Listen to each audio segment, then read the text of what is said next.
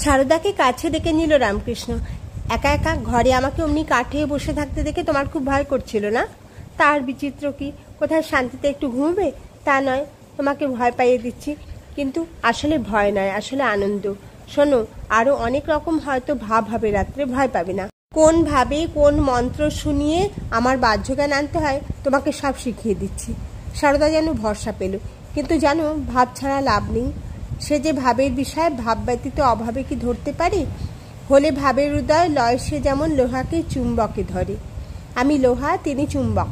তিনি আমাকে ধরেছেন, মর্ত শয়ন থেকে নিয়ে যাচ্ছেন সেই অনন্ত শয়নে, যেখানে অনন্ত নাগের ওপর বিষ্ণু শয়ান। শুধু প্রথম রাত্রি নয়, প্রতি রাত্রি ঘোমটাতে মুখখানি ঢেকে সর্বাঙ্গে কুণ্ঠিত হয়ে নিঃশব্দে শুয়ে থাকে সারদা। শুয়ে থাকে তরলিত সরলতা, সমর্পিত প্রশান্তিতে। স্পৃহা নেই, প্রতিবাদ নেই, প্রতীক্ষা করে আছে ধৈর্যের মতো, তিতিক্ষার মতো, তপস্যার মতো। নিদ্রাহীন নিশ্চিত ঝাঁ ঝাঁ করছে। শোনা যাচ্ছে গঙ্গার কলস্বর।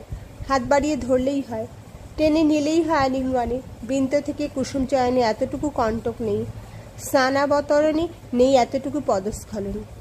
কিন্তু আমি তো জৈব প্রয়োজনে নয়, আমি দৈব প্রয়োজনে। আমি 16 আনা করলেই মানুষের যদি 1 পয়সা করে, তাই বলে গোঁ ধরে কিছু করে না। করে না কোনো অন্ধ একরকমই সৎ সৎ বিবেচনা করে করে। সারাক্ষণ মনের সঙ্গে চলে কঠিন বোঝাপড়া, চলে জটিল বাদানুবাদ, সূক্ষ্ম বিচার মীমাংসা। মনকে সম্পূর্ণ ছুটি দেয়, নিষ্ঠুর হাতে তার টুঁটি টিপে ধর না। বলে না কি বলবি, যা না কোথায় যাবি, নে না যা তুই চাস।